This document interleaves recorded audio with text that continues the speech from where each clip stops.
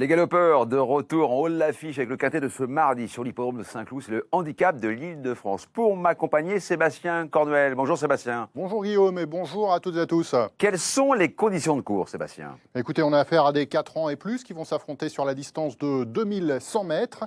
Et voilà, au niveau classe 2, on a une belle course, un beau quintet avec des chevaux pour certains qu'on connaît bien, qui ont l'habitude de ce genre de combat. On passe en revue tous les partants, commencer par l'As Centurin qui a effectué une très bonne rentrée. Oui, il a fait, voilà, il est troisième de Fénelon et de Croane. Il était très estimé à l'âge de 3 ans. Je pense qu'il faut le retenir en bonne place. Si l'eau secret est capable de bien finir sa course, de même que Rue des Irlandais d'ailleurs, hein, qui est vraiment extra en ce moment et qui peut bien faire, qui peut même s'imposer dans ce quintet.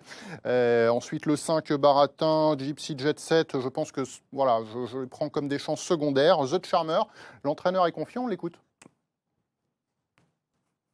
The Charmer, il vient de faire sur deux très bonnes courses, une en terrain souple et une en bon terrain. Donc ça c'est déjà un bon point. Il va dans tous les terrains. C'est son premier quintet.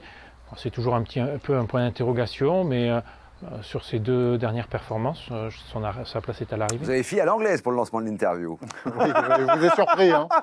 Le 8 Salduro a 2 parcours dans les jambes. Oui, est-ce que ce sera suffisant pour lui faire confiance d'emblée? Pas pour moi, j'attends un peu.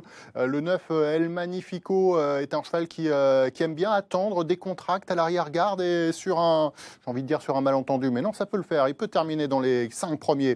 Le 10, c'est un peu moins évident. J'aime bien Neshan. Je pense qu'il faut racheter par rapport à ces derniers déboires. Et puis des chances secondaires ensuite avec Replenish et Bourdin. Attention, Golfing Star.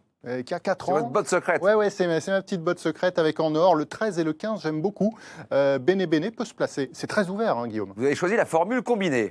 Oui, et j'ai choisi d'écarter certains favoris et de faire confiance sur à le quelques 7 de Charmer. Ouais, je sais que vous aimez beaucoup le 7, son entraîneur aussi. J'ai pris le risque de ne pas le retenir. En or en tête devant Rue des Irlandais avec le numéro 13, Golfing Star. Et puis voilà, des chevaux assez logiques. Ensuite, le 2 et le 9, ça doit faire l'arrivée.